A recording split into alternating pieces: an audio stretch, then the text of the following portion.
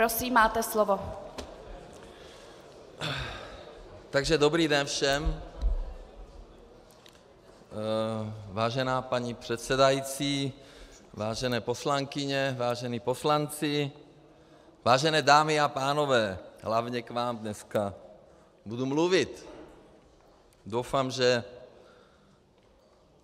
občané, naši voliči se dívají na naši sněmovnu dneska. Já jsem strašně rád, že tady můžu vystoupit a vysvětlit všechny okolnosti této bezprecedentní, masivní, manipulativní, pečlivě naplánované a načasované kampaně kolem Čapího hnízda, která má jediný cíl, abych skončil ve vládě a vůbec, abych skončil v české politice. Za tyto 2 roky totiž už pochopila i ta zdejší tradiční politická nomenklatura, že já nelžu, nekradu, nejdu nikomu na ruku a nikdo mě nemůže zkorumpovat. Ani hazardní lobby, pane Kalousku, prostřednictvím paní předsedající. Uvidíme, jak budete hlasovat, se to blíží. To je ten důvod, proč tu máme nyní tuto pseudokauzu Čapí hnízdo, která vám najednou tak vadí. 8 let uplynulo. A v tomto ohledu já bych strašně chtěl poděkovat všem voličům, občanům. Tolik mailů a SMS jsem dostal těsně po volbách v říjnu 2013, kdy jsme uspěli. A nesmírně si toho vážím a děkuju vám. Vychází mi z toho, že mnohým lidem dochází, jakým způsobem jsou u nás některé média zmanipulována, jak vytrhují informace z kontextu, jak spekulují a lžou.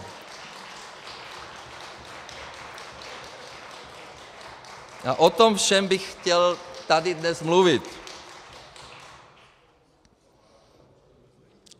Jak jsem vstoupil do politiky, začaly kampaně. Nejdřív StB začala před parlamentními volbami. Mohu jenom znovu prohlásit, že jsem nikdy nespolupracoval, nic jsem nepodepsal a že jsem uspěl žalobou u bratislavského soudu. A že mě StB vyslýchala kvůli syrským fosfátům. Ano, kvůli syrským fosfátům, protože Sýrie neměla peníze za tanky, která tam dodávala Havlova rodina, pana Kalouska. To jsou přátelé Asadovy rodiny, který vyvraždil 10 000 lidí. Další kampaň byla biopaliva. Podpora biopaliv byla zavedena v České republice na základě závazku České republiky, který vychází ze směrnice Evropské unie z roku 2003. A ať se nám to líbí nebo nelíbí, je to závazné. A já jsem biopaliva nevymyslel. Vymyslela je Evropská unie na základě studie Goldman Sachs. Goldman Sachs říkali, že barel ropy bude stát $200. No nějak se netrefili. Ještě si všichni vzpomínáte na lživou kampaň z léta minulého roku. Lež o tom, že já na biopalivech dostávám 5 miliard a další podobné nesmysly. To je sprostá lež, kterou Kalousek opakoval 100krát. Je to lež, protože výrobci biopaliv dotace nedostávají. Ty dostávají spotřebitelé. To znamená každý, kdo tankuje na čerpací stanici. Rád bych připomněl, že první víceletý program podpory uplatnění biopaliv v dopravě byl schválen 25. února 2008, a to pravicovou vládou pánů Topolánka a Kalouska. Naše koaliční vláda schvalovala pouze prodloužení tohoto programu na roky 2015 a 2020, a to s pozitivním dopadem do státního rozpočtu, kdy náklady na biopaliva v roce 2014 byly 2,2 miliardy korun a v roce 2015 klesly na 2 miliardy korun a v roce 2016 změna legislativy znamená fakticky ukončení prodeje podporovaných biopaliv a náklad státu dosahuje desítky tisíc korun. Takže dneska se už žádné vysokoobsahové biopaliva neprodávají, a to díky nízké ceně ropy. Střet zájmů. Další z vykonstruovaných kampaní je kampaň o mém střetu zájmů. Ano, mám střet zájmů, ale já ho nezneužívám.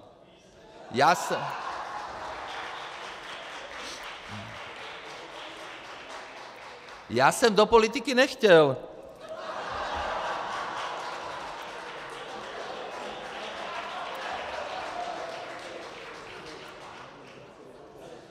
Vy jste mě zplodili.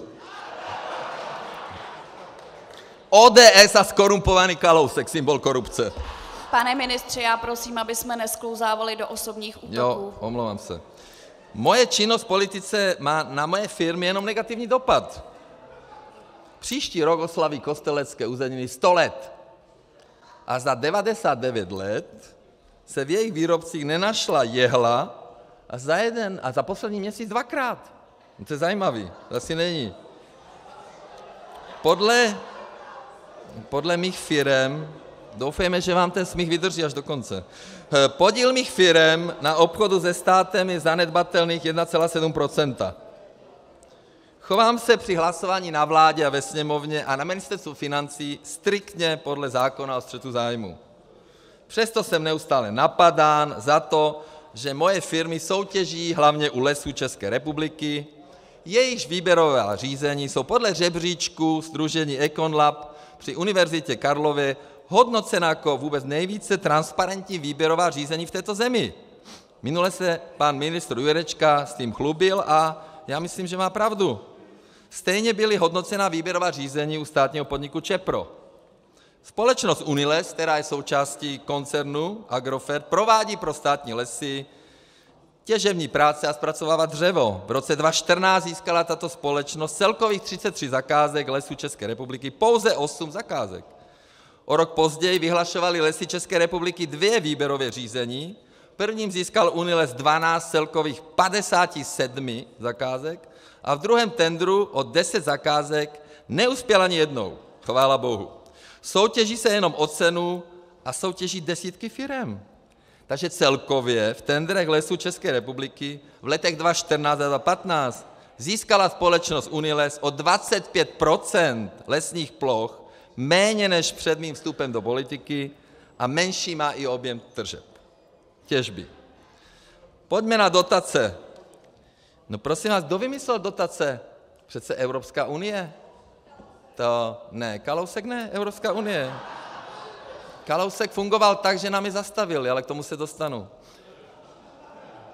Ale já s tím nemám problém, nechť zruší všechny dotace. My jsme podepsali nějakou dohodu s Evropskou unií a do této země nateklo 540 miliard.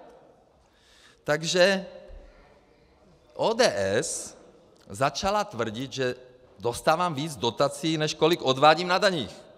Účelově odstranila odvody na sociální pojištění a na zdravotní pojištění a také v rámci systému zdravotní pojištění. A jak je známo, hlavním zdrojem peněz pro vyplácení důchodu, páni důchodci, jsou přece odvody na sociální pojištění. A ze zdravotního pojištění jsou zdrojem na peníze pro platy lékařů, sestřiček a zdravotního personálu. Jsou tedy příjmem veřejných rozpočtů. ODS to dobře ví, ale účelově lže. Za posledních 9 let odvedly moje firmy do veřejných rozpočtů částku 19,66 miliardy korun a na dotacích českého státního rozpočtu za stejné období, 9 let, obdrželi 1,89. Takže méně než desetinu. Tak už nelžete, že dostává moje firma víc dotací, než odvádí. Do rozpočtu Evropské unie odvedly mé firmy za posledních 9 let 15,88 miliard korun a obdrželi 4,28 miliard korun.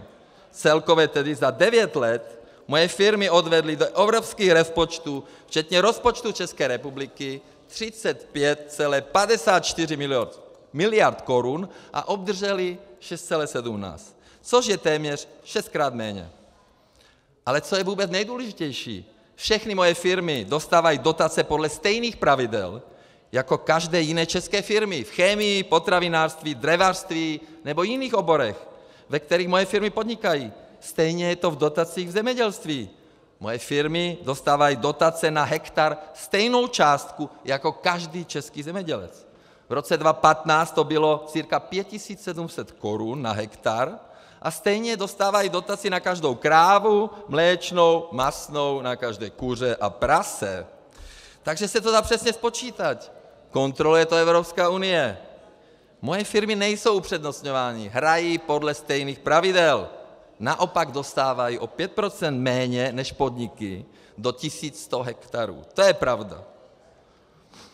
Když skončila kampaň ODS o střetu zájmů, začala pro změnu kampaň proti mé osobě návrhem TOP 09, podle kterého by se firmy, ve kterých vlastní ministr české vlády více než 10 %, nemohly účastnit státních zakázek.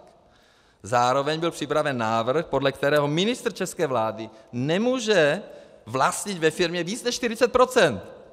Určitě vnímáte, že TOP 09 a ODS nemají jiný program než útoky a kampaně proti mně a našemu hnutí ANO. Toto je navíc bezprecedentní útok na všechny podnikatele a živnostníky v České republice, kteří by se chtěli účastnit věcí veřejných a věnovat čas a energii práci pro naši zemi. Útok profesionálních politiků, kteří nikdy transparentně nepodnikali, nezaměstnávali lidi a neměli za ně zodpovědnost. Výsledkem může být jen to, že lidem, kteří celý život tvrdě pracovali, aby realizovali smysl svého života a předali své dílo svým dětem, je zamezeno podílet se na veřejném životě ve prospěch všech občanů. Přitom všude na světě je trend opačný. V Americe máme ve finále Donalda Trumpa. V Americe byl nejúspěšnější starosta New Yorku podnikatel Michael Bloomberg, kterého jsem potkal minulý rok. Ve Francii, a ten má dokonce televize zpravodajské. Ve Francii je dnes nejpopulárnější politik Emmanuel Macron. A i v dalších evropských státech se objevuje v politice stále více lidí, kteří v životě již něco dokázali a své zkušenosti a znalosti mohou a umějí zúročit v práci pro stát. Samozřejmě, že takoví lidé jsou hrozbou těm, kteří v životě sami nic nedokázali, živí se jen politikou. Jsem překvapen, že i když naše koaliční vláda je po dvouletém vládnutí jednou z nejúspěšnějších vlád v historii naší země, moji koaliční partneři spolupracují s opozicí v přijímání antibabišovských zákonů, což mě upřímně mrzí. Chápu, že pro mnohé politiky je Agrofert trnem v oku, něco, co nedokáží ani pochopit, a tak mají snahu to buď zpochybnit, nebo zničit.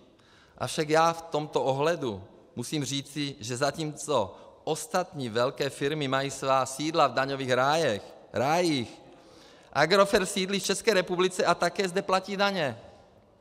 Za 23 let jsem vybudoval firmu, která má dnes přibližně 35 000 zaměstnanců a 205 firem u nás i v zahraničí. Za rok 2015 má nekonsolidovaný obrat 231,5 miliardy korun a co je důležité, celý holding má transparentní strukturu a nemá žádné offshoreové společnosti. Také jako jedna z mála českých firem dostává dividendy od svých zahraničních dceřiných společností. Od roku 2006 do roku 2015, tedy za 10 let, obdržel Agrofert ze zahraničí, když peníze přišly do České republiky, 22,9 miliardy korun dividend. To jsou peníze, které naše firmy v zahraničí vydělaly a my jsme ty peníze vzali do České republiky. Pro ilustraci uvádím, že do České republiky přišlo za stejné období celkem 83 miliard korun dividend, co znamená, že firmy Agrofertu se na tomto čísle podílí víc než čtvrtinou, 26,6 %. Firmy Agrofertu teda na rozdíl od jiných nevyvádí peníze ven jako jiné korporace, ale naopak je přináší ze zahraničí zpět do České republiky, investují zde a zaměstnávají další občany. A to v době, kdy opačným směrem, tedy z České republiky do zahraničí, odteklo za stejnou dobu, to znamená 10 let, 1927 miliard korun. 1927 miliard korun. Ale není to nelegální. My jsme chtěli, aby zahraniční firmy tady investovaly, a když zaplatí korporátní daň, tak samozřejmě mají právo si vzít tu dividendu. A pokud bychom na tom něco měnili, tak samozřejmě bychom ohrozili další investice zahraničních firm v Čechách. Jiná věc je samozřejmě, že Finanční správa se soustředí na daňový základ, který tyto firmy vykazují, aby skutečně nesnižovaly uměle daně u nás. Bylo by zajímavé vědět, kolik z této částky, z těch 1927 miliard za 10 let, skončilo na účtech offshorových společností, z nich přibližně 15 tisíc patří českým akcionářům. Už taková majetková struktura vyjadřuje určitý vztah těchto lidí vůči naší zemi. Mimochodem zajímavé by bylo vědět, kolik z těchto offshorových firem vlastní bývalí nebo stávající politici a kolik z nich jsou tzv. Solární baroni. Rád bych ještě řekl pár vět, když už je zpochybňované moje podnikání, k mojí nadaci, která se věnuje zejména podpoře rodičů samoživitelů v nouzi. I můj ministerský plat posílám na program samoživitelky. Nadace nadále pomáhá handicapovaným dětem a seniorům, studentům ze sociálně slabých rodin a pak také dobrovolným profesionálním hasičům. V projektu Sportovní centra nadace Agrofert sportuje po celé republice více než 1300 dětí, které si mohou vybrat ze široké nabídky sportů. Nadace od svého založení rozdala 88 milionů korun a na rok 2016 navýšila svůj rozpočet z původních 56 milionů korun na 106 milionů korun, které budou rozděleny jak mezi neziskové organizace, tak mezi individuální žadatele. Navýšení rozpočtu bylo mou reakcí na výzvu novinářky Kubátové z Mladé fronty Dnes, abych vrátil dotaci. Ale já jsem žádnou dotaci nedostal. Dotace byla poskytnuta podle pravidel, proto já nemám co vracet. Nikomu nevznikla žádná škoda. Nicméně, abych ukázal lidem, že mi skutečně nejde o peníze, protože jak je známo, i když to nerad říkám, jsem miliardář, navýšil jsem rozpočet nadace právě o těch 50 milionů. Teďka bych chtěl říct pár slov k mojí práci v naší koaliční vládě. Koaliční vládě, která je velice, si myslím, úspěšná. A chtěl jsem a doufám, že se na mě dívá taky pan Martin Jaroš, který na Facebooku oprávněně kritizoval, že co se vlastně v Čechách děje, proč se tady bavíme o Čapím hnízdě. A já bych byl strašně rád, kdyby si to vyslechl a aby přišel a angažoval se v politice, protože netuší, jak to funguje v politice, netuší, jak to funguje na ministerstvech. Třeba si to vyzkoušet. Nepochybuji o tom, že by mnozí ze srdce přáli, aby pseudokauza o Čapím hnízdě zastínila výsledky moje práce na Ministerstvu financí. Výčet všech výsledků rezortu by zabral několik hodin, takže stručně připomenu alespoň ty nejvýznamnější. Od svého nástupu do funkce jsem dvakrát snížil deficit státního rozpočtu, a to v roce 2014 ze 112 miliard na 77,8 miliardy. V roce 2015 plánovaných 100 miliard na 62,8 miliardy s cílem mít vyrovnaný rozpočet v střednědobém horizontu. Velmi důležité je říci, že nezlepšujeme výsledky hospodaření státu za cenu zvyšování daní a škrcení ekonomiky. A děláme to při rekordních investicích, které jen v roce 2014 dosáhly 112 miliard a v roce 2015 dosáhly naprosto historické výše 176 miliard, meziročním nárůstem téměř 65 miliard, tudíž kdybychom nenavýšili investice, měli bychom dokonce vyrovnaný rozpočet za 2015. Je potřeba taky říci, že naše koaliční vláda snižuje daně, ať už formou nižší DPH, vyšším daňovým zvýhodněním na děti, zavedením školkovného nebo vrácením slevy pro pracující důchodce. Za minulý rok to bylo 22,5 miliardy. Zlepšujeme stav státní pokladny, zvyšujeme platy ve veřejné správě, a to policistům, hasičům, učitelům, vojákům a dalším. Navyšujeme důchody, které Kalousek zmrazil. I díky této práci se Česká republika svou výší dluhu stále může řadit mezi nejméně zadlužené země Evropské unie, přičemž my chceme tento trend udržet a již druhý rok po sobě se nám to daří. Takže zatímco v roce 2013 byl státní dluh 41,3 % HDP, v roce 2014 už jen 39 % HDP a loni poklesl na 37,3 % HDP. Pro lidi porovnání Řecko má 176, nebo Itálie 136, nebo Francie 100. My jsme jedna z nejméně zadlužených zemí Evropské unie. a to je skvělé. Od mého nástupu na ministerstvo se tedy podařilo z dluhu umazat 4 procentní body. To představuje absolutní pokles o 10,4 miliardy korun. A kdo nás tu nejvíc zadlužil v minulosti? No pan nejlepší ministr financí Kalousek. 670 miliard nás zadlužil, když byl ministrem. Je to spočítáno na den. Ano, stále si stojím za tím, že lze ministerstvo financí řídit jako firmu.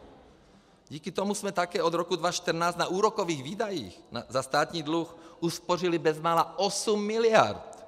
A na finančních operacích ke včerejšímu dni jsme vydělali do státního rozpočtu celkem 920 milionů korun. Dále ministerstvo financí v lednu 2015 začalo jako první české ministerstvo v historii zveřejňovat podrobná data o svém hospodaření ve formě otevřených dat, a to navíc v přehledné a uživatelsky přívětivé aplikaci Supervisor, která byla mimochodem fondem Otakara Motejla oceněna jako nejlepší aplikace založená nad otevřenými daty vůbec. Nečekali jsme, až nás k tomu donutí registr smluv. Poprvé v historii této země jsme také zmapovali veškerý její majetek ve formě mapy majetku státu, která obsahuje neuvěřitelných 1,6 milionu položek. Zjistili jsme díky tomu přes 25 000 bezprizorných nemovitostí, které byly zapsány na neexistující zaniklé státní instituce. Nemovitosti byly zapsány na 1906 státních subjektů, z nichž bylo přes 1300 neexistujících nebo v likvidaci. V roli ministra plním své sliby. Jedním z nich byl i ten, že nebudu navyšovat daně a že je efektivně vyberu. Proto jsme prosadili daňovou Kobru, která i státnímu rozpočtu zachránila více než 4,1 miliardy korun. Zavedli jsme kontrolní hlášení na DPH, prosadili elektronickou evidenci tržeb, která je jedním z nejdůležitějších systémových opatření k narovnání podnikatelského prostředí v novodobé historii České republiky. Jako první ministr financí prosazuji moderní regulaci hazardu po vzoru nejvyspělejších zemí západní Evropy. Posílili jsme personálně dlouhodobě oslabované kontrolní a vymáhající agendy finanční správy. Praha přestala být daňovým rájem. Tady chodila kontrola jednou za 200 let, vážení. Našli jsme v office houseu paní malé místnosti, kde bylo registrováno 1600 firem.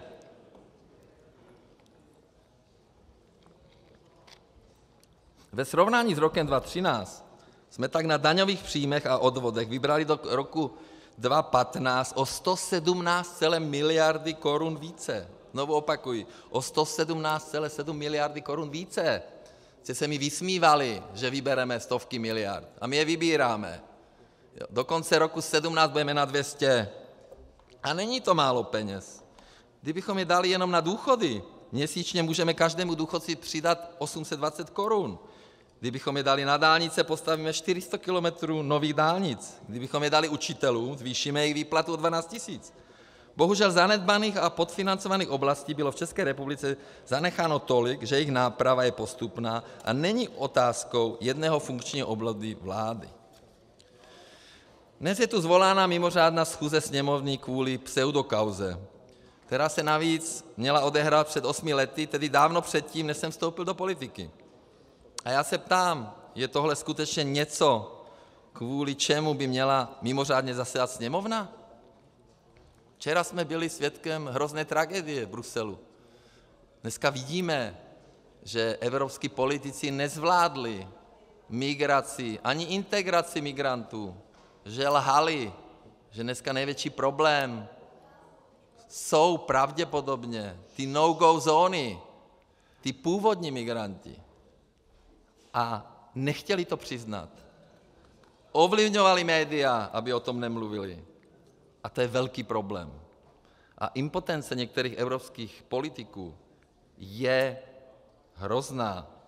A nechtějí si přiznat tu zemi. Nechtějí, protože pravděpodobně někteří ty migranti jsou jejich voliči. A nečeká nás asi nic dobrého.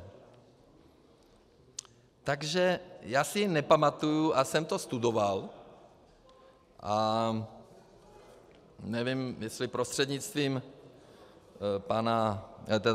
paní předsedající, Marek Benda, to je legenda této sněmovny. 24 let tady sedí. To je neuvěřitelné, jak jste to dokázal. Já jsem tady 2 roky a mám problém. 24 let tady jste, pane Benda. 24, neuvěřitelný. Bendo, no, ale Benda, legenda se dobře rýmuje. Já vím, paní Postelová říkala, že mám říkat Bendo, ale říkám Benda, legenda. Takže vždycky byla zvolávána schůze opozicí. Sociální demokracie zvolala tolik schůzí a vždycky jste to zamázli, když jste byli ve vládě. Tak proč ODS a TOP 09 zvolává mimořádnou schůzi? To se za 26 let budování kapitalismu v Čechách neobjevily důležitější kauzy? Proč zvoláváte schůzi ke kauze, která vznikla na základě sérii anonymních oznámení do Bruselu a na Policii České republiky? Věc, kterou rozpoutala novinářka, která má víc informací z Bezpečnostní rady státu o kauze Libanon než já. Nebo její členové, která spekuluje, že údajné výkupné, o kterém nic nevím, bylo předmětem rozkrádání. Která ví, koho policie v rámci pseudokauzy Čapí hnízdo bude zvat na výslechy. Moji rodinu, ona to ví. Živý spis, jak to ví ta paní? Ona má informace ze živého spisu. Ona pravděpodobně už ví, na jak dlouho mě zavřou. Už píšou 10 let, 15 let. A proč by mě měli zavírat, když jsem nic neudělal? Já vím, že tady štvu plno lidí. A vím, že by vám to udělalo radost. A řekněte mi, kdo tu mega kampaň platí. No dneska ty čápy, já jsem nestihl se s nimi ofotit, to organizoval Bursík, nebo ten, jak se jmenuje, nebudu to říkat, ne, ten parchant a psychopat, ale já se s ním soudím, nebudu říkat jeho jméno. Tak ptejte se, mega kampaň, kdo to platí? Já bych chtěl tomu, kdo to platí, poděkovat jméně farmy Čapí hnízdo, protože takovou kampaň, kdyby chtěla farma dělat, tak vyjde na 300 milionů. Takže my vám děkujeme. A chtěl bych všechny lidi pozvat, přijďte se podívat na farmu a přesvědčte se, jak to je. Takže, pane Bendo, prostřednictvím paní předsedající, vy tady sedíte 24 let, tak já se ptám, co jste tady řešili z těch tunelů po listopadové historii naší země? Já jsem vždy říkal o vašem zakladateli ODS, panu Klausovi, od kuponky po amnestii.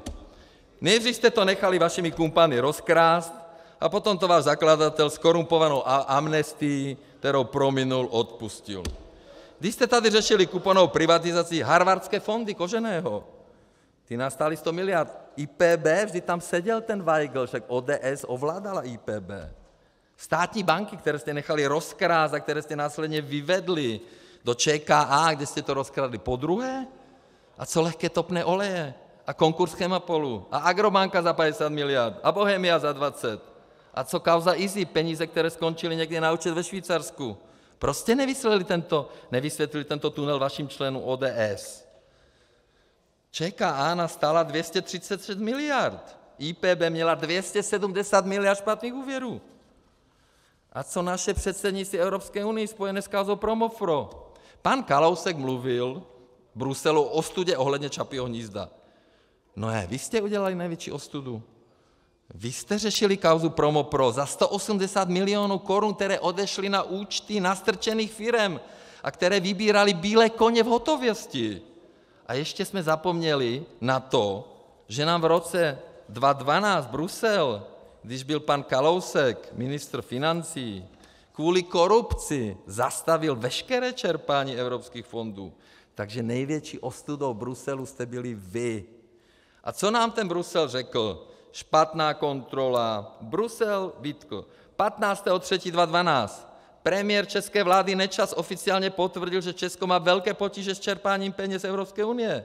Zároveň potvrdil, že vláda dostala od Evropské komise varovný dopis. V němž mimo jiné stojí, že hlavním důvodem pozastavení plateb z evropských fondů je fungování auditního systému. No div se světě. A kdo byl ministr financí? No nejlepší ministr financí historie této země, který nás zadlužilo 670, Miroslav Kalousek. Pozastavení plateb z evropských fondů v rámci systému operačních programů rozpoutalo na politické scéně spor o to, kdo může za zavedení kritizovaného auditního systému pro čerpání fondů EU. A Nečas a Kalousek tvrdili, že auditní systém vznikl za Sobotky, ale ten ve Sněmovně kontroval, že je to lež, že je to chyba TOP 09 ODS. Pravdu měl Sobotka, protože v době, kdy tam byl ještě EU, neměla k auditu fondu metodiku. Takže pan Nečas lhal a Sobotka to řekl ve Sněmovně a měl pravdu. Potom nám vytýkali zbytečné plýtvání. Komisařům vadilo, že české úřady plýtvají. A příliš často si totiž pořizují služby od externích firem, outsourcing. To jsem zrušil, externí právníky. A přesto si je můžou zajistit vlastními silami. Ano, ministerstvo pod mým vedením jsme vyhrali arbitráž za 800 milionů. Naše mladá právnička, bez externistů. Dochází tak zbytečně k tomu, že úřad má odborníky na čerpání dotací z EU, ale přesto se obrací ještě na firmy, které se zabývají tímtéž. Brusel rovněž upozornil na divokou personální politiku. V operačních programech, které rozhodují o rozdělování eurodotací, se často střídají manažeři a to vede k chaosu při přípravě projektů. Příkladem bylo Ministerstvo školství a jeho program Vzdělávání pro konkurenceschopnost za působení nejlepšího ministra školství, jak říkal váš zakladatel, Josefa Dobeše z Věcí veřejných. Takže tolik byl Brusel. Samostatnou kapitolou pak tvoří velká privatizace a následný osud klíčových státních podniků, které byly mnohdy pod neprůhlednou vlastnickou strukturou vytunelovány, zkrachovaly a zanechaly dluhy ve výši celkem stovek miliard a zcela zdevastovaný a nepoužitelný majetek. Pojďme se teď podívat na Českou exportní banku. To je další Topolánkovo a Kalouskovo dílo. A to je problém, velký problém. My jsme ho zdědili po vás. V pátek byl u mě ministr zemědělství pan Jurečka a chtěl peníze pro zemědělce, ale naše vládní rozpočtová rezerva díky tomu dědictví, které vy jste udělali, pokud budeme muset ještě zaplatit České exportní bance, tak je už dost vyčerpána. Takže my jsme přišli v lednu 2014 a Česká exportní banka byla co? To nebyla efektivní podpora exportu, to bylo rozdávání úvěrů pro spřízněné firmy Topolánkovy a Nečasovy vlády. Tyto praktiky vyústily až zásah policie přímo v bance. Protikorupční policie si České exportní banky a přidružené státní pojišťovny EGAP v lednu 2014 odnesla 16 podezřelých úvěrových smluv. Taktéž NKÚ, Národní kontrolní úřad, krátce po kontrole bance v tom období zjistil, že 8 miliard korun odešlo z účtu banky na účty různých projektů na Ukrajině a v Rusku v rozporu s vnitřními předpisy banky. A dědictví období rozdávání exportních úvěrů, když byl strážcem kasy samozřejmě pan Kalousek. Téměř zdvojnásobená úvěrová angažovanost banky. V roce 2010 zrazu bylo 43,8 miliard nových úvěrových smluv. Oproti průměru let 2008-2009 bylo 23. 20 miliard korun úvěru v bilanci je v defaultě. To znamená, že je že je nevymahatelných. 20 miliard, vážený. A dalších 20 miliard korun je ohrožených. Hazard, který dovolili předchozí pravicové vlády v České exportní bance, stojí daňové poplatníky už 6,7 miliardy korun. A z toho nám bylo doposud předloženo, stojí vykrytí dotací pojistných fondů EGAP daňové poplatníky téměř 5 miliard. Proč se mimořádná schůze Sněmovny nezvolá kvůli vypořádání církevních restitucí? To je velké domů pana Kalouska.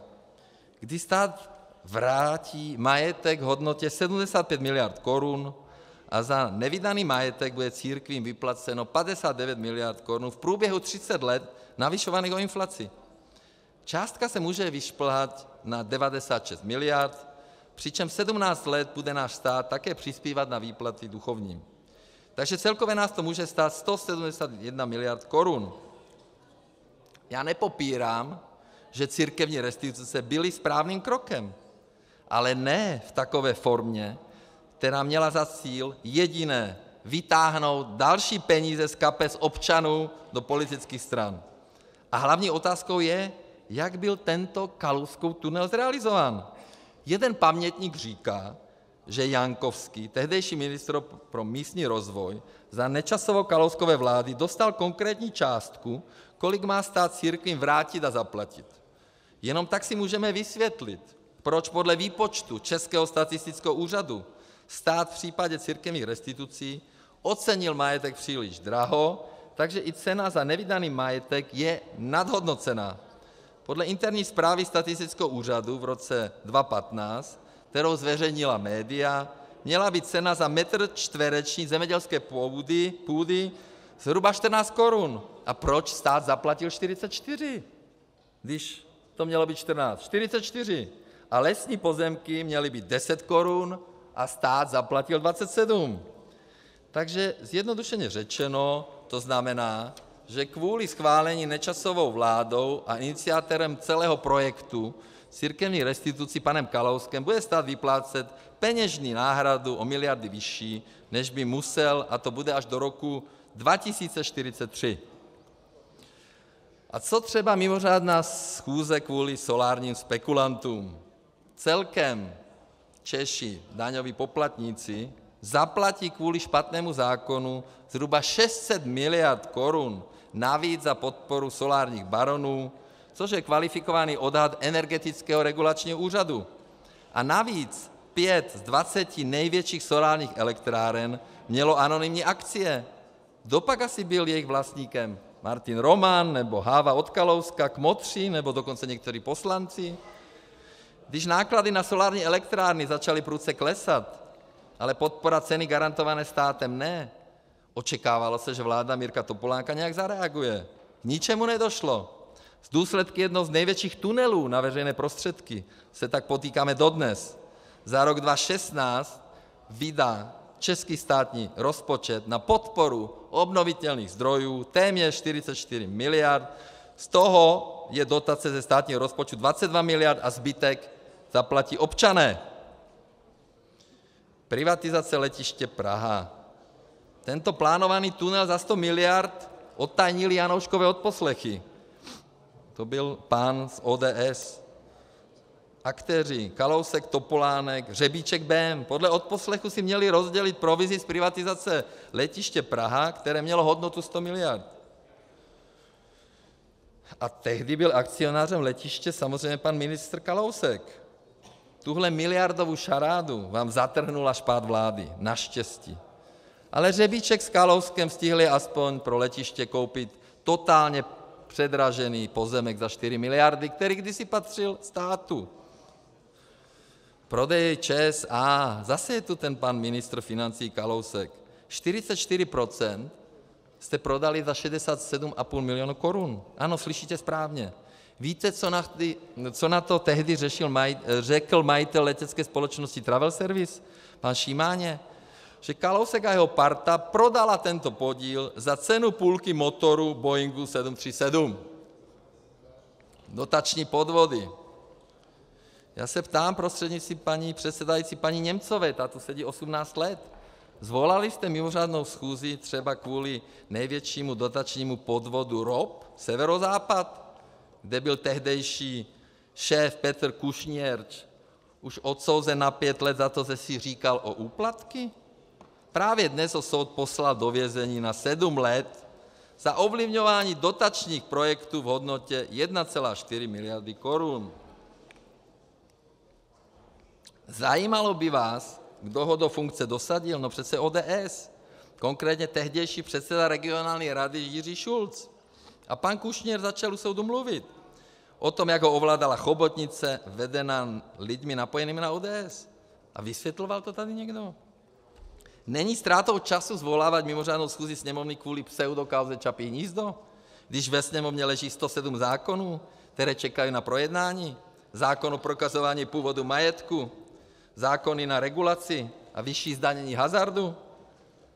Proč je mi touto mimořádnou schůzí věnována taková pozornost, pane Schwarzenberg, prostřednictvím paní předsedající? Byl jste tady někdy v minulosti grilován?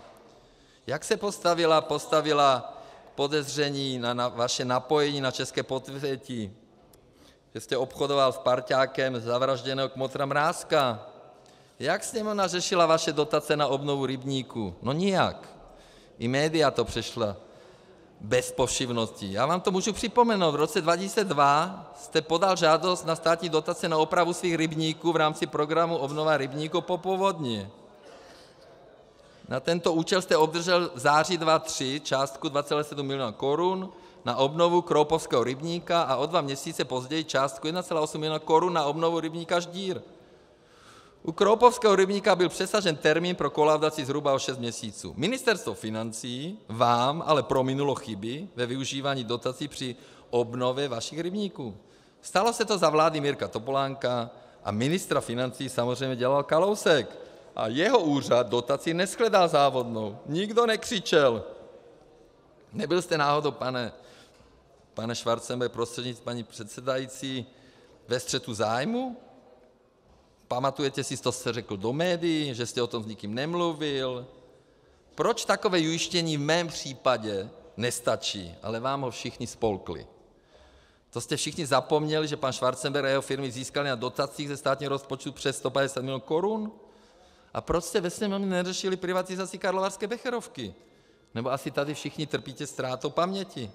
Tak já vám to připomenu. O privatizaci Karlovarské Becherovky pravděpodobně rozhodlo to, že vítězná firma měla ve vlastnické struktuře Karla Schwarzenberga přítele finančníka Zdeňka Bakaly, který o několik let později brutálně ovlivnil privatizaci OKD a z firmy vytuneloval 110 miliard korun. Vše kolem privatizace Becherovky se odehrálo ve středu 3. září 1997 o přestávce jednání Poslanecké sněmovny. Tehdy se v prostorách parlamentu narychlo sešla Klausova vláda a většinou hlasů upřednostnila nabídku pana Bakaly a Schwarzenberga. Tentokrát to ale nebyl Klaus, kdo řídil tuhle privatizaci. Pro tento projekt zvedli ruce všichni ministři za Občanskou demokratickou alianci. Je zvláštní, že členem ODA byl tentokrát taky pan Schwarzenberg. Byť většina Klausovy partaje podle pamětníků upřednostňovala firmu Štok. Nicméně vyhrál tedy pan Schwarzenberg a s panem Bakalou, a to přesto, že jejich podnikatelský záměr byl dokonce mezirezortní komisí vlády označen za nejhorší. Proč jste tedy ve Sněmovně nikdy neřešili podivné okolnosti této privatizace, kterou prokazatelně ovlivnila vysoká politika, nikoliv ekonomické zájmy českého státu? Já na rozdíl od pana Schwarzenberga nejsem pokrytec. Já ANO financuji ze svých peněz. Vy tu sedíte 6 let, říkal jste, že za peníze ČEZu se tady financovaly politické strany, ale přitom každý v tomhle sálu ví, že vznik TOP 09 byl financován právě z peněz ČEZu, které zařizoval Kalousek, Topolánek a Roman. A nyní se také obrátím prostřednictvím pana předsedajícího, paní předsedající, na nejvyšší morální autoritu této země, pana Kalouska. A zeptám se ho, ke kterým jeho kauzám, kterých je tolik, že se to nedá ani všechno vyjmenovat, se sešla Sněmovna. Je o nich ostatně napsaná celá kniha Nadačního fondu proti korupci. A já přečtu jenom kapitoly, abyste si osvěžili paměť. Obsah. Jak to bylo s padáky? Kolik tam bylo mrtvých? Modernizace tanku T-72, štábní informační systém, prodej 10 letounů MiG-29, prodej stovky tanků řady T-72 do Alžírska, prodej kasáren na náměstí Republiky, Kalouskův systém rozdávání zakázek, kauza Diag Humen, ochrana vzdušného prostoru a kauza Gripeny, kauza mýtné. Ano, naše vláda zdědila kontrakt s Kapschem, kontrakt, který byl uzavřen tak, že neměl konce. Kauza elektronické viněty, kauza hazard a znovu armáda a kauza letadla CASA. Starost o přírodu nebo ekologická superzakázka. Ta naštěstí nevyšla, to pan Nečas zakázal. starost o církev a církevní narovnání. Byla snad díky těmto skutečným kauzám svolaná mimořádná sněmovna a byl za ně někdo někdy stíhán? Třeba kauza Kalouskem užívaného luxusního bytu prodaného panem Hávou panu Kašákovi v době, kdy byl Kalousek jen krátce politikem. Jeho vazby na jeho přítele a později náměstka pana Fuchsu, zakázky firmě švagra Kašáka jdou za 150 milionů. V době, kdy byli lidé s vámi spojeni v rozhodování o těchto zakázkách a později ta firma byla sponzorem pana Kalouska. S odhalením kauzy přišla v roce 2002 MF Dnes. Naštěstí se mi tehdy nevlastnil. Známý zbrojař Háva prodal Kalouskovu švagrovi Lubomírovi Kašákovi luxusní byt v Praze za 6,5 milionu korun. Lubomír Kašák nakonec skončil zastřelen a jeho vrah vzápětí podle policie spáchal sebevraždu. Tak já nevím, kolik bylo mrtvých kolem pana Kalouska. To určitě nebylo důležité pro sněmovnu. Privatizace OKD. Kvůli kuponové privatizaci vašeho zakladatele ODS Klause ztratil stát majoritu v OKD. Proč v roce 1997 vláda Václava Klause nezasáhla? Proč policie nezasáhla, když bývalý šéf Fondu národního majetku Češka podal trestní oznámení a pokusil se tento proces zastavit? Případ OKD je případ bezprecedentního, bezcitného vytunelování firmy, kdy jeho finančník Bakala a jeho kumpáni díky privatizaci získali a vytáhli z firmy OKD přibližně 110 miliard korun. Ano, vážení horníci, 110 miliard korun. Na prodej podílu akcií při veřejné nabídce vydělal 30 miliard, podle výročních zpráv NWR a OKD získal za období 2006 a 2012 jen na dividendách 65 miliard, dalších odhadem nejméně 15 miliard vydělal prodejem bytů a ještě mu zůstal další majetek v hodnotě 10 miliard. A to tím, že rozdělil OKD dne 22. května 2006 na několik firem. Nemovitosti převedl na nástupnické společnosti. Jeden příklad za všechny, společnost RPGR Land, která se 5. května 2014 přejmenovala na společnost Ascenta Land. Minulý pátek jsem se zúčastnil odborářské konference horníků a v ten den Ascenta Land ještě vlastnil 19 862 parcel o celkové výměře 45 903 106 metrů čtverečních pozemků v celé České republice a 92 nemovitostí. Společnost RPG Residential se přejmenovala dne 1.12.2006 na RPG Byty. A co se stalo? Horníci byli připraveni po privatizaci a následných krocích pana Bakaly o byty, neboť ten je dále vesele přeprodal, přitom slíbil horníkům prodat ty byty za 40 tisíc. O ceně, za kterou je Bakala prodal, lze jen spekulovat, ale taková transakce by mohla představovat přibližně 10 miliard korun. A co je dneska výsledkem? OKD hrozí kolaps, hrozí uzavírání dolů a propouštění horníků. Ptám se, proč nehovoříme o této kauze a jejich důsledcích, která se významnou měrou dotýká státu? Je tu snad mimořádná schůze kvůli tomu? Jasné, že není. No pan Bakala byl přece sponzorem politických stran. No přece ODS a TOP 09. Jen v roce 2010 dal 15 milionů ODS a v TOP 09 7,5 milionu. A Věci veřejné 6 milionů.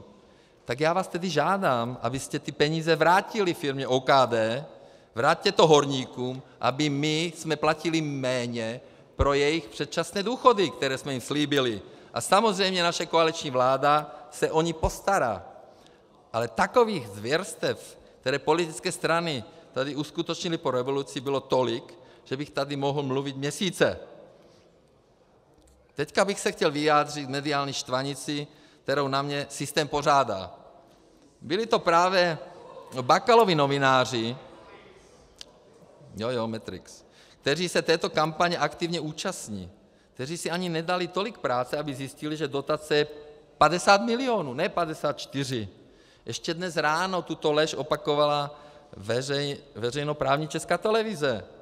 Takže jeden napíše 54 a všichni to opisují. Myslím si, že někteří z vás si vzpomínají na můj tweet: zítra něco koupím a nebudu to radši rozvádět.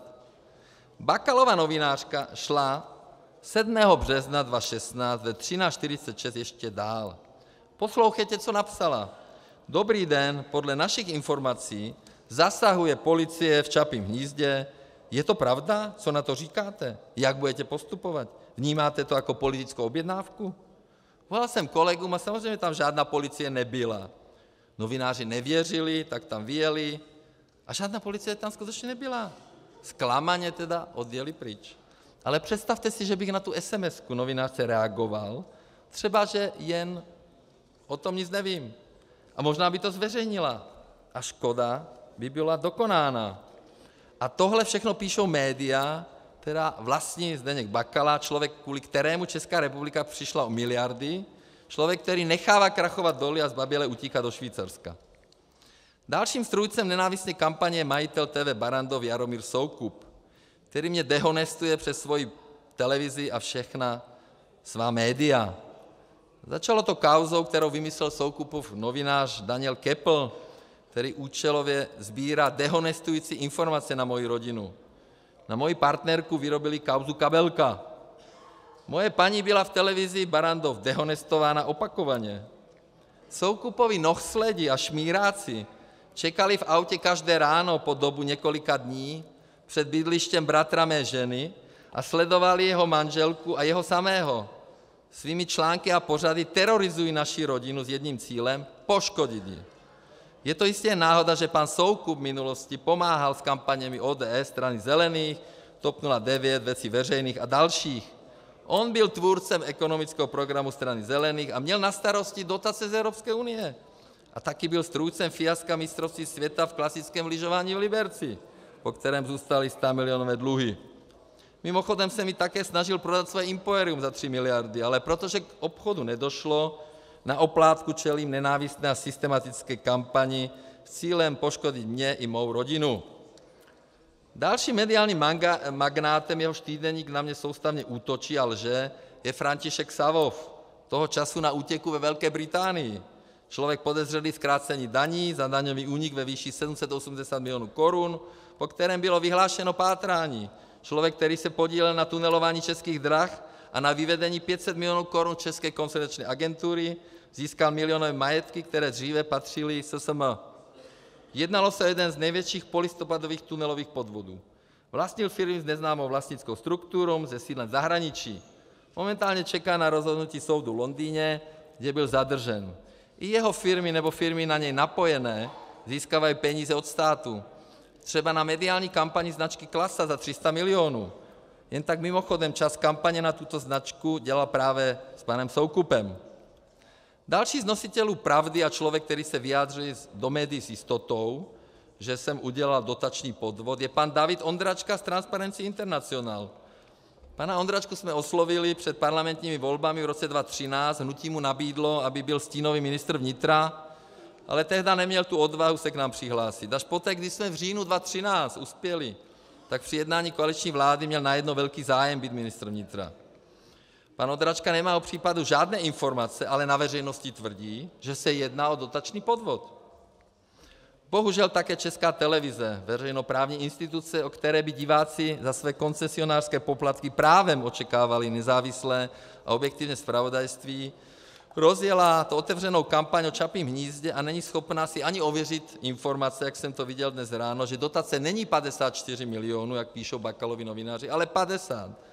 Přestože kauzu vyšetřuje auditní orgán Evropské komise, Evropský úřad proti podvodům OLAF a Policie České republiky, a to vše pouze jen na základě série anonymních udání do Bruselu a Policii České republiky. Chtěl bych jenom připomenout občanům, že televizní poplatky ve veřejnoprávní televizi platíme 135 korun měsíčně a za rozhlasové poplatky 45 korun měsíčně. To je dohromady 180 měsíčně. V roce 2014 inkasovala Česká televize od občanů na poplatcích 5,68 miliardy korun. Český rozhlas inkasoval na poplatcích od českých občanů 2 miliardy 30 milionů korun. Proto považuji za neuvěřitelné, že veřejnoprávní instituce, kterým občané platí dohromady 7,7 miliardy korun ročně, jedou intenzivně kampaň na Čapí hnízdo, kterou vyšetřuje policie a všichni. Na Český rozhlas a Českou televizi mají dohlížet jejich rady, dbát na to, aby zpravodajství bylo objektivní a vyvážené. Mohou volit a odvolávat generálního ředitele. Zdánlivou objektivitu má zaručovat fakt, že nominace radních navrhují společenské organizace. Jenomže tradiční strany si umí poradit, protáhnou svého člověka přes organizaci a pak si ho v rámci širší koalice zvolí do rady. Většinou jde samozřejmě o politické vysloužilce, odložené členy nebo stranické aktivisty, kteří za udělení teplého místa své straně věrně slouží. To je i případ televizního radního Zdeňka Šarapatky, který chtěl zrušit pořad moderátorky Jílkové Máte slovo. Víte, co mu tak hrozně vadilo? No, že tam byl Babiš a že mluvil dokonce o snížení DPH za pivo točené a že tam mluvil o EET. To je neuvěřitelná drzost, že český ministr financí může v České televizi mluvit o chystaném zákonu, který se dotkne stovek tisíc českých lidí. Absolutně nechápu teda, že koho zájmy ten pan radní hájí, a čeští občané to asi nebudou. Česká televize a rozhlas jsou nezávislé na papíře, ve skutečnosti poslouchají tradiční strany a za dobrou práci mají ředitelé televize a rozhlasu nezanedbatelnou protislužbu. Jejich hospodaření s penězi, které dostanou od lidí, není prakticky nějak kontrolováno. Proč by teda měli zájem s tím něco dělat? Moderátorka pořadu 168 hodin si logicky klidně dovolí v hlavním vysílacím čase říct, že jsem si nenápadně přihrál 50 milionů ze svého gigantu. Jak si to vůbec může dovolit? Tomu nerozumím. Jak se já můžu bránit? Jen se ozvu a všichni začnou křičet. Cenzura svobodných médií. I vystoupení pana reportéra Vrány dnešní ráno v České televizi, který tvrdí, že v účetnictví Hnízda se neobjevuje žádný investor. Jaký investor, pane Vráno? Investor je Farma Čapí hnízdo. Asi jste myslel akcionáře. To je vidět, jaká úroveň, koho zvou do České televize. Pan Leština taky mluvil stejně od Bakaly, že kde je ten investor? Investor a akcionář jsou celkem různé věci. Takže zkuste si v tom udělat pořádek. Hnutí ANO proto dlouhodobě prosazuje úplně odpolitizování televizní a rozhlasové rady a zároveň přísnou kontrolu nad tím, jak jsou využívány veřejné peníze v televizi a v rozhlase. Tak přeci zní i jedna z definic veřejnoprávních médií. Cílem jejich provozování je zabránit zneužití médií politickými stranami a podpořit média jako čtvrtý pilíř demokracie. Nejznámější moderátor veřejnoprávní televize Václav Moravec, ano ten, který se pasoval do role lektora a ochránce žurnalistické etiky na české univerzitní půdě, ve svém pořadu permanentně útočí na moji osobu a moje firmy. A tak tomu bylo i u Čapího hnízda. Cituji jeho tweet ze 14.3. Přestaňme se štvavou kampaní. Proč je tak těžké pochopit, proč Babiš investora Čapího hnízda zná, ale sám sobě teď nemůže dovolit se zveřejnit. No to je úžasné, že teda nejslavnější redaktor vlastně takhle mluví a je to sprostá lež a spekulace. Další tweet pana Moravce. Hledám víkendovou vilu v areálu nějaké firmy. Značka, smysluplné využití evropských dotací vítáno. K tomu zveřejňuje fotografii mojí partnerky. Neuvěřitelné. Co to je? Co to je za odporné jednání? Největší lež celé kampaně je, že se jedná o luxusní sídlo mojí rodiny a mě samého. To tvrdí například Bakalův novinář Jaroslav Spurný. Farma Čapí hnízdo byla vždy veřejnosti přístupná, což byla podmínka poskytnutí dotace. Vila nebyla nikdy předmětem dotace a byla ze žádosti o dotaci vyňata hned na začátku. Nicméně to jeden deník uveřejnil. Další potvrzení vysoké žurnalistické profesionality a důvěryhodnosti, slušnosti a serióznosti Václava Moravce. A všechny tyto lži a podrazy dělá někdo, kdo bere 100 000 korun, které mu platí občané ze svých koncesionářských poplatků a který ovlivňuje svými spekulacemi, domněnkami veřejnost. Pak v rámci kampaně vzniklo největší nedorozumění a doslova hysterická reakce vyvolaná mým neobratným vyjádřením. Tehdy redaktorka Novinek napsala, že jsem se měl údajně přiznat vlastníci Čapího hnízda, což je samozřejmě lež, protože jsem ho nikdy, a opakuji znovu, nikdy nevlastnil a v čase podání žádosti o dotaci ho nevlastnila ani moje žádná firma. Tohle nedorozumění vzniklo článkem, nadpis: Babišovo Čapí hnízdo dostalo pokutu 6 milionů. Nakonec splatil jen 37 tisíc. Po uveřejnění této lži, protože já ani Agrofert jsme nikdy žádnou pokutu neplatili a nikdy jsem neřekl, že Čapí hnízdo jsem vlastnil, tak jsem redaktorce volal a řekl jí, že jsem Čapí hnízdo nevlastnil a s pokutou nemám nic společného. Místo nebylo jsem řekl není. Špatně jsem se vyjádřil, byl jsem ve stresu a to celé způsobilo totální hysterii. A na základě toho vyšel další zkreslený titulek novinek. Babiš, Čapí hnízdo není moje, vůbec se mě netýká. To je samozřejmě debata Novinky o voze a já o koze. Toto bylo skutečně velké nedorozumění. Teď bych se rád vyjádřil k paní Grässle. Paní Grässle je šéfka výboru pro rozpočtovou kontrolu Evropského parlamentu. Rozpočet Evropského parlamentu je cca 145 až 150 miliard euro. Paní Grässle, členka CDU, má se mnou pravděpodobně dlouhodobý problém. CDU paní kancléřky Merkelové je v parlamentu ve frakci EPP, ve stejné frakci je TOP 09 a KDU-ČSL. Když začala paní Grässle kritizovat můj střet zájmů, tak její kolegové to komentovali tak, že se jedná o její soukromý názor a nikoliv o názor výboru. Konkrétně to řekl tehdejší předseda výboru Jens Geier. Já jsem následně paní Grässle požádal o schůzku. Potkali jsme se v Berlíně 28. října 2014. Koupil jsem kytku, mluvil jsem s ní hodinu německy. Vysvětloval historii hnutí a jak jsem se dostal do politiky. Říkala mi, že jsem pro Česko důležitý a že mám vytrvat. Tak jsme se domluvili, že porovnám zákon o střetu zájmu v Německu a Rakousku s českým zákonem o střetu zájmu. To jsem udělal a následně jsem jí poslal dopis 9. prosince 2014. Tento rok jsem psal paní Grässle 21. ledna 2016. Dopis, kde jsem reagoval na její rozhovor s novinářkou, která rozpoutala a je hlavním motorem této štvavé kampaně, která spekulovala ohledně auditního orgánu. Šlo samozřejmě o článek na zakázku pana Wagenknechta, jelikož novinářka dlouhou dobu s ním spolupracuje a publikuje únik z informací Ministerstva financí a prezentuje přání a názory pana Wagenknechta. Paní Grässle evidentně nemá ráda Českou republiku. Pamatujeme si taky na skandál, který jsme měli tady s auditním systémem mezi panem Wagenknechtem a paní Šlechtovou. Paní Grässle nemá ráda Českou republiku a asi proto, že tam chodí český donašeči, kteří nosí anonymní lživé informace. A mám proto pocit, že její přístup není korektní a má politický nádech. Ona vystoupila 3 týdny před evropskými parlamentními volbami. Takže jsem přesvědčen, že ta paní to nedělá náhodou. Teď bych se chtěl vyjádřit k té pseudokauzičce u OLAFu.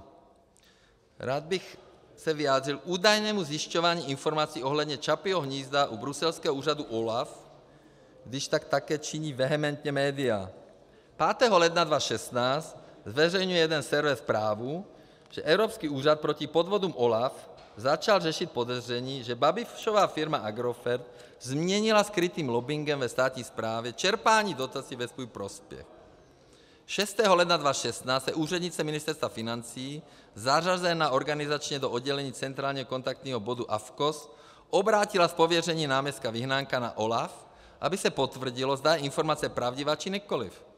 Jak uvedl pan Vyhnánek, je z pozice odborného náměstka pro řízení sekce finanční řízení a audit zodpovědný za úzkou spolupráci a komunikaci s OLAF. V případě zahájení jakéhokoliv prošetřování ze strany OLAF je komunikace mezi příslušnými pracovníky Ministerstva financí a OLAF nutná a naprosto standardní. Stejně tak je pochopitelné, že pokud se o údajném zahájení prošetřování ze strany OLAF dozvěděl zcela nestandardně z médií, bylo jeho povinností pravdivost této informace prověřit. Zcela odmítám to, že bych někoho úkoloval, aby mi na OLAF zjišťoval prověřování jakékoliv kauzy. Nejsem blázen.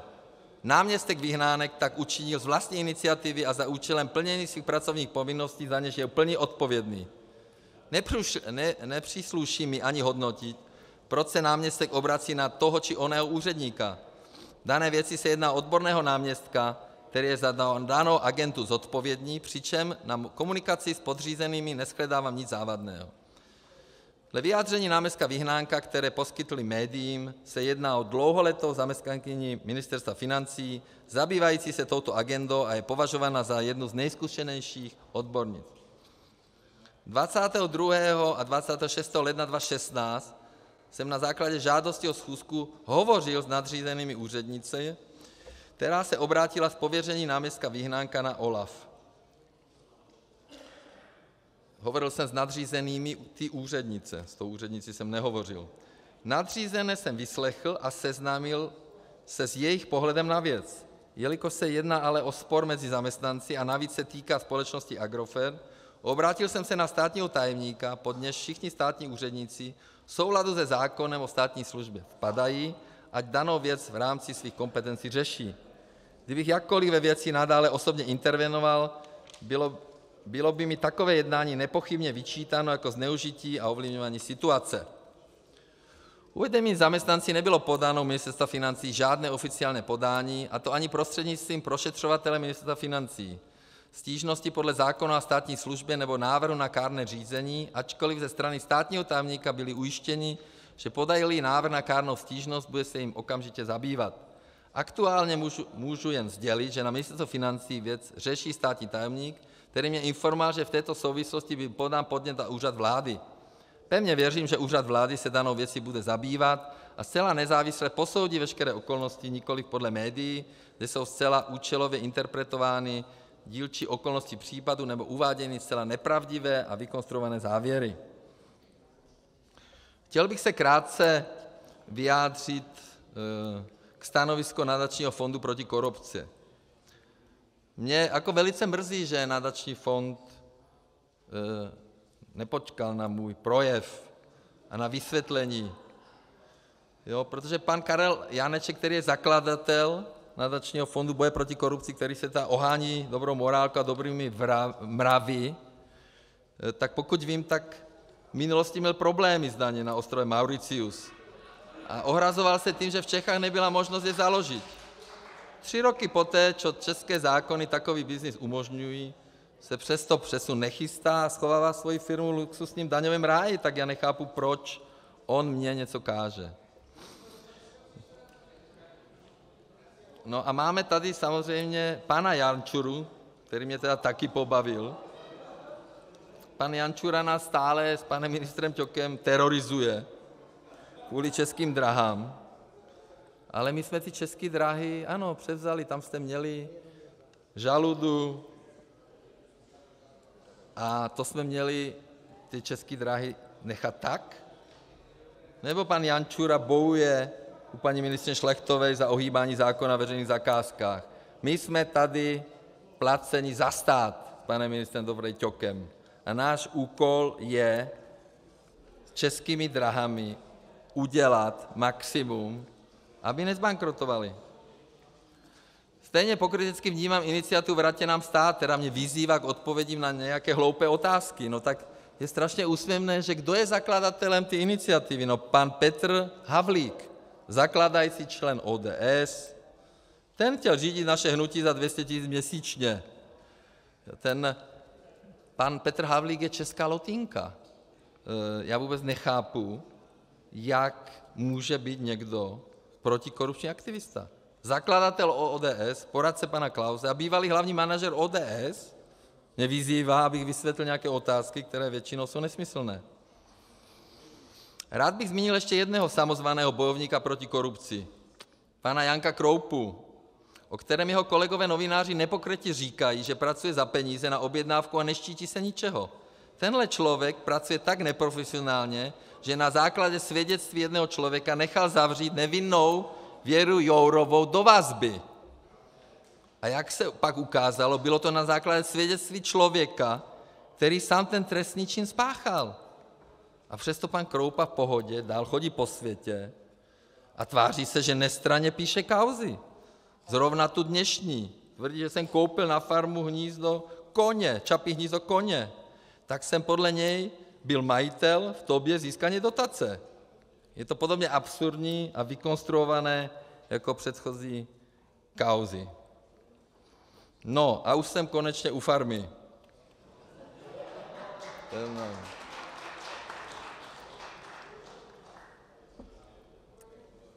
Teda k farmě. Já bych vám ji radši teda ukázal, abyste viděli, o co jde. 16. 2. 2006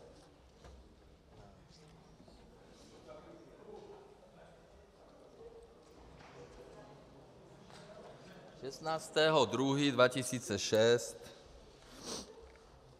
kupuje společnost Imoba zdevastovanou zemědělskou usedlost o rozloze 80 hektarů za 10 milionů 431. 30.11.2007 dochází k přeměně ZZN Agro Peřímov s.r.o., která byla součástí skupiny Agrofert na ZZN Agro Peřímov s akciemi na majitele. Proč jsem odmítal zveřejnit vlastníky farmy v době podání žádosti, se dozvíte úplně na závěr, kdy je s jejich souhlasem zveřejním, i kdybych nemusel. A slíbil jsem, že budu transparentní. Udělám to, i když jde o 8 let starou věc, která nemá nic společného s mojí politickou kariérou. Vzniká projekt vybudovat multifunkční kongresový areál sloužící veřejnosti v rámci cestovního ruchu. Vzhledem k tomu, že společnost Imoba a ani Agrofert se nezabývali těmito činnostmi, cestovní ruch, které byly odlišného předmětu jejich podnikání, neměli zájem na realizaci tohoto projektu. Na konci roku 2007 společnost ZZN Peřímov prodává 100% akcií společnosti ZZN Agro Peřímov 3 fyzickým osobám za 2,38 miliona korun. 17. ledna 2008 se koná valná hromada společnosti ZZN Agro Peřímov, kde je společnost přejmenována na farmu Čapí hnízdo akciová společnost. 25. února 2008 podepisuje Agrofert dohodu o budoucí spolupráci s farmou Čapí hnízdo. Agrofert se stává strategickým partnerem farmy, což podle této dohody znamená, že v budoucnu bude využívat část kapacity farmy. 27. 2. 2008 podepisuje Imoba s farmou Čapí hnízdo smlouvu o pronájmu nemovitostí, to je pozemku a budov, s dobou nájmu do 31. 12. 2030. Tak jaký podvod? To podvod se dělá na 20 let dopředu? Co to je za nesmysl? 2030 nájem. 29. 2. 2008 žádá farma Čapí hnízdo o dotaci na projekt v rámci ROP Střední Čechy. Tento projekt shodou okolností splňoval veškeré podmínky pro získání dotace. Existoval jasný ekonomický předpoklad, že zcela legálně získané dotační finance budou celý projekt ekonomicky stabilizovat. Tato úvaha se bohužel v budoucnu ukázala jako chybná, a to z objektivních důvodů, které uvedu dále. 25. 6. 2008 podepisuje Agrofert prohlášení ručitele za úvěr na stavbu projektu, a to ve výši 350 milionů korun pro farmu Čapí hnízdo. A teď to přijde. 28. 2008 byla schválena dotace projektu Čapí hnízdo výborem regionální rady soudržnosti střední Čechy. Pane ministře, já za vás prosím. účasti pana hejtmana Bendla, paní Langšádlová tam seděla, dalších 2 členů výboru. Všichni hlasovali pro dotaci. Pane ministře, prosím, abyste Kontroloval pan Rád. neútočil osobně. Ne, já jen informuji, kdo to schválil. Tyhle lidi to schválili. Prosím, abyste ten transparent schoval. Ano, a nakonec tam je nejlepší ministr financí Kalousek, ten všechno zkontroloval. Pane ministře, Takže pane ministře, schválili, Rád velice vás žádám, abyste schoval ten transparent. Ano. Děkuji. Všichni přítomní hlasovali pro tuto dotaci. Nebyl jediný člen výboru, který by hlasoval proti. Ale nebyl důvod. Pokud jsem to teďka dodatečně všechno nastudoval a ptal jsem se, nebyl důvod. Pan Wagenknecht byl v době přípravy žádosti a jeho schválení vedoucím auditního oddělení na ROP Střední Čechy. Dneska má pan Wagenknecht problém. Dokonce říká, že dotace křiví trh. No tak to objevil Ameriku, tak to víme. Ale proč jsme potom v Evropské unii? Nebo se toho vzdáme? Jo, takže šéf auditního oddělení dneska dává rozumy. 22.10.2008 byla podepsána smlouva o poskytnutí dotace hejtmanem za ODS Bendlem. Přílohou této smlouvy byl rovněž finanční plán projektu a rozpočet, jehož obsahem byly plánované výdaje a plánované příjmy projektu. Celková výše plánovaných způsobilých výdajů byla poskytovatelem určena následujícím způsobem. Celkové plánované výdaje projektu byly 436 milionů 588 tisíc. Takže Wagenknecht lže, když říká, že byly 203 milionů 392 625,79. Ano, ROP to má na stránkách uvedeno, ale to jsou plánované způsobilé výdaje a nemá tam plánované nezpůsobilé výdaje. Ta vila šla pryč, nikdy nebyla v dotaci. Zase manipulace. Teďka konečně řeknu a doufejme, že si to všechny Bakalovy média napíšou i Česká televize. Přidělená dotace byla ve výši 49 milionů 997 tisíc 443 korun celé 29 haléřů, z toho evropských peněz 42 milionů 578 tisíc 135,80. Investiční dotace kraje 3 miliony 749 tisíc 808,25 korun. Investiční dotace státního rozpočtu 3 miliony 749,808,24. Někdo argumentoval, že údajně farma jako vzala někomu možnost získat dotaci. Tak celková alokace na léta 2007-2013 pro ROP Střední Čechy byla 14 miliard 922 milionů 852 tisíc 962,50 korun. Koncem roku byl tento program vyčerpán, respektive teďka v lednu, na 91,2% a pravděpodobně celý program nebude vyčerpán. Jo, takže tady někdo říká, musíme čerpat, a když je nějaká firma, která to vyčerpá, tak potom je problém. Projekt Farma Čapí hnízdo byl opakovaně kontrolován ROP Střední Čechy. 28.7.2008 ROP Střední Čechy, předběžná veřejnoprávní kontrola na místě, nebyly zjištěny podstatné nedostatky. To bylo za pana Bendla. 28.7.2010 ROP Střední Čechy, průběžná veřejnoprávní kontrola na místě, nebyly zjištěny nedostatky. To bylo za pana Haráta. 9.2.2011 proběhl audit ROP Střední Čechy, při kterém bylo zjištěno porušení podmínek rozpočtové kázně pro proplacení nezpůsobilého výdaje, což spočívalo v tom, že do žádosti o platbu byla zahrnuta i platba, která ještě nebyla ze strany příjemce proplacena. Na tuto skutečnost byli pracovníci ROP předem písemně upozorněni. Na základě žádosti o prominutí dne 10. února 2012 bylo upuštěno od původního návrhu na odvod, nevím, proč teda novináři psali 6 milionů, a ten byl ve výši 3 miliony 718 753 korun. A nakonec farma, a ne Babiš, jak bylo v titulku, Babiš s tím nic neměl společného, uhradila 37 tisíc korun 188. 37 188 korun. Rozhodnutí podepsal pan Rád. 17.4.2012 ROP Střední Čechy říká, nebylo identifikováno žádné zjištění.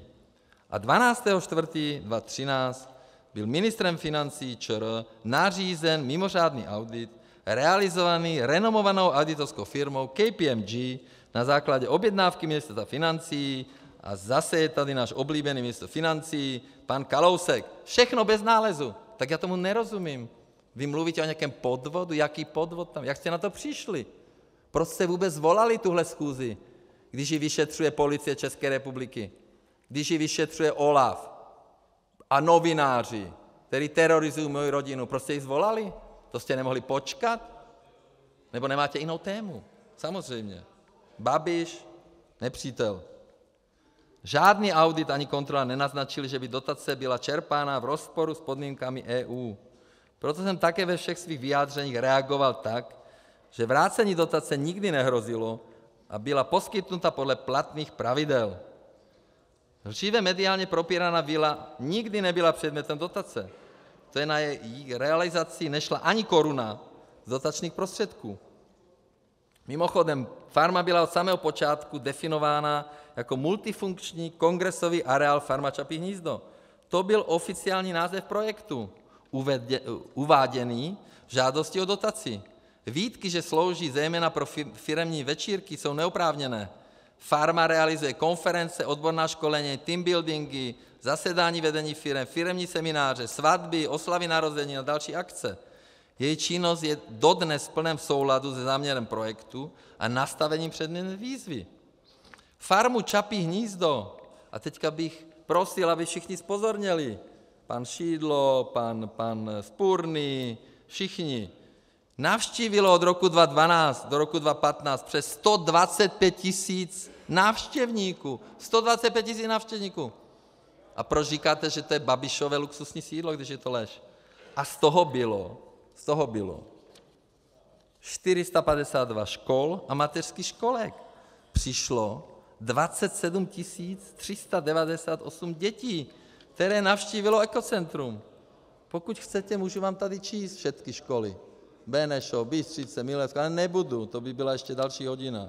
Kolovraty, Kunratice, ano. A děti jsou nadšené, že tam chodí. Je třeba zmínit akce typu Den otevřených dveří, velikonoční jarmark pro veřejnost, vánoční vázání věnců pro veřejnost, Den země v Ekocentru a show jednoho z nejlepších akrobatických pilotů, českých pilotů na světě, Martina Šonky, která se konala 26. července 2015 za účastí téměř 5 000 diváků. A tento rok se bude akce pro velký úspěch opakovat. Takže lidi, přijďte se podívat. 18.6.2016 bude Martin Šonka znovu na farmě.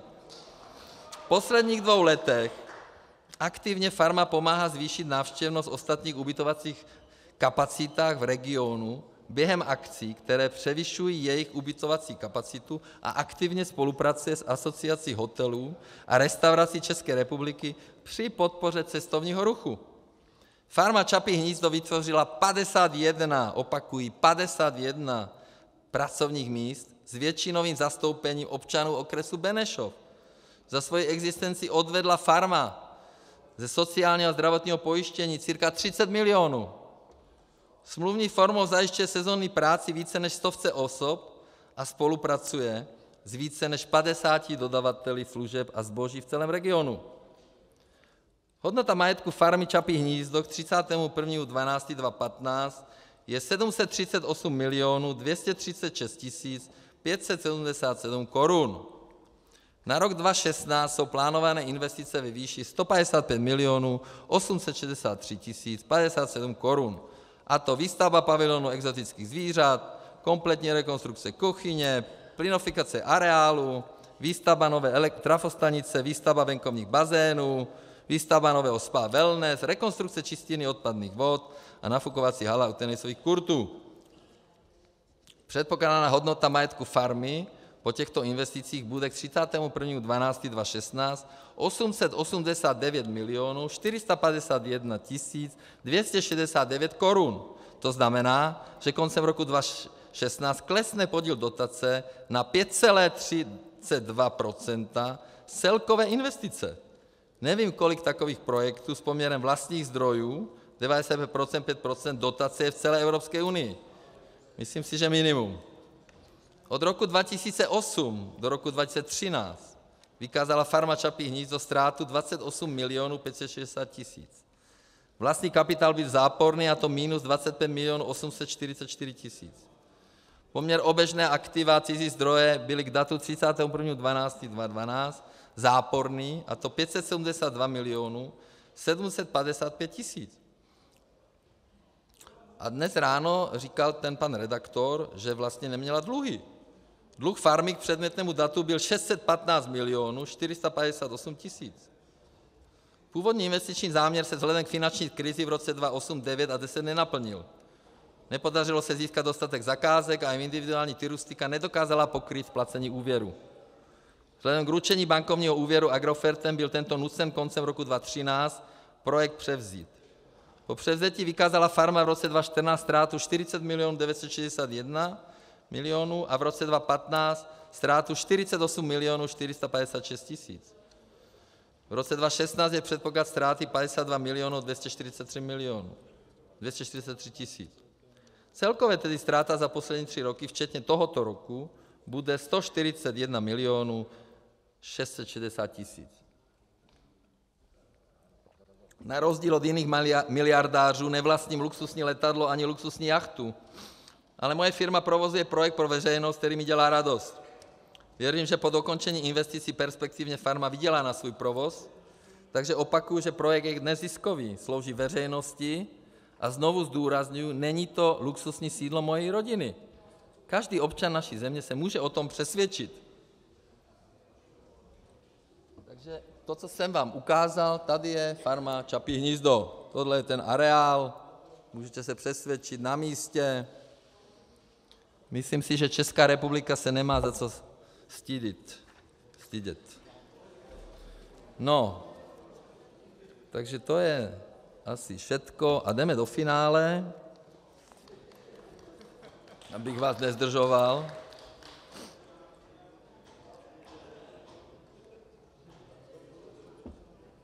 V roce 2005, tedy před 11 lety, jsem byl s dětmi v pražské zoologické zahradě. Tam vzadu, jak jsou ty ohrady. A byla tam dlouhá fronta, čekali jsme, že nakrmíme kozy. A tehdy mě napadlo, že vybuduju rodinnou farmu se zvířaty. Farmu měla postavit společnost Imoba ze skupiny Agrofert a pronajímat ji. Záměr však ekonomicky nevycházel. Následně Imoba jako alternativu zvažovala postavit kongresové centrum pro skupinu Agrofert. Ani tento záměr ekonomicky nevycházel. Specialistka na evropské fondy přišla v roce 2007 s návrhem nového projektu otevřeného pro veřejnost, multifunkční kongresový areál farma Čapí hnízdo. Tento projekt, který se kvalifikoval pro dotaci, byl ekonomicky návratný. Protože se projekt netýkal biznisu Agrofertu, nechtěl jsem ho jako Agrofert realizovat a tudíž jsem se s ním nechtěl zabývat a nezabýval jsem se. Moje dcery jezdí od dětství na koni. Rozhodl jsem se proto, že dám rodině prostředky, aby si firmu koupila a projekt realizovala. Farmu Čapí hnízdo vlastnili v rozhodné době mé 2 dospělé děti a bratr mojí partnerky, který držel podíl odpovídající podílu mých 2 nezletilých dětí a mé partnerky. Jsem přesvědčený, že vlastnictví společnosti Farma Čapí hnízdo nemělo žádný dopad na získání dotace. Dokonce podle dotačních specialistů jsem já osobně, a ne společnost, mohl být 100% akcionářem farmy. Je to nelogické, ale je to tak. Proč je to tak? No to se zeptejte Bruselu. Neměl jsem teda žádný důvod nic skrývat. Dotace byla přidělena podle platných pravidel. Nespáchal jsem žádný dotační podvod. Proč jsem nechtěl říci jména akcionářů? No protože jsem nechtěl ohrozit moje děti. Svoji rodinu, to je to nejcennější, co mám. Proto jsem se nevždy vyjadřoval správně. Nemohl jsem říct pravdu. Toto přece musí každý rodič pochopit. Já mám, pane Bendo, prostřednictvím paní předsedající, 4 děti jak vy, takže vy to určitě pochopíte. Protože děti jsou to nejcennější, co máme. Jsou smysl našeho života. Svého rozhodnutí nelituji, protože všichni vidíme, jakou já a moje rodina prožíváme mediální štvanici. Rodina mi je přednější než moje politická kariéra. Rozhodl jsem se akcionářskou strukturu nyní zveřejnit ne po tlaku mých nepřátel, ale na žádost mých nejbližších jako reakci na nekončící útoky novinářů na mě a na projekt, který polorozpadlý statek proměnil nádherný areál otevřený veřejnosti, který však byl politicky zneužit proti mé osobě s cílem vyloučit mě z politického života. Jsem informován o tom, že si společnost IMOBA jako právní nástupce Farmy Čapí hnízdo nechala zpracovat problematice udělení a čerpání dotace nezávislý znalecký posudek a kritickou nezávislou právní analýzu. Oběma dokumenty jsem byl seznámen. Mají k dispozici orgány činné v trestním řízení. Z obou těchto nezávislých zkoumání vyplývá jednoznačný závěr, že celý postup při získání a čerpání dotace byl zcela v souladu s právními předpisy. Věřím to, že i přes bezprecedentní mediální masáž veřejného i odborného mínění mě občané pochopí a orgány činné v trestním řízení a auditní orgány si zachovají plnou nestrannost. Na závěr bych se chtěl omluvit své rodině za všechny starosti a problémy, které vznikly díky tomu, že jsem v politice. Zároveň se omlouvám veřejnosti, že jsem se vyhýbal odpovědi na otázku, kdo jsou akcionáři farmy.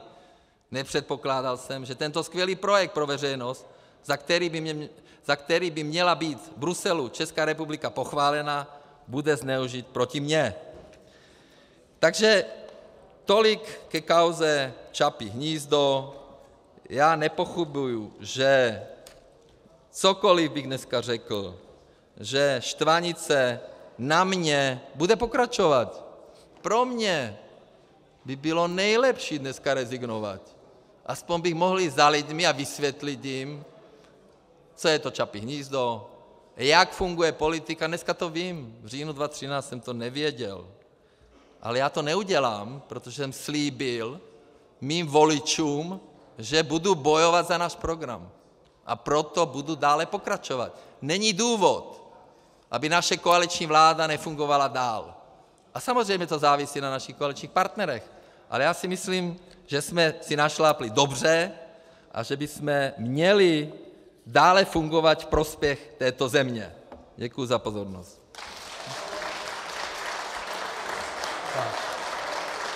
Děkuji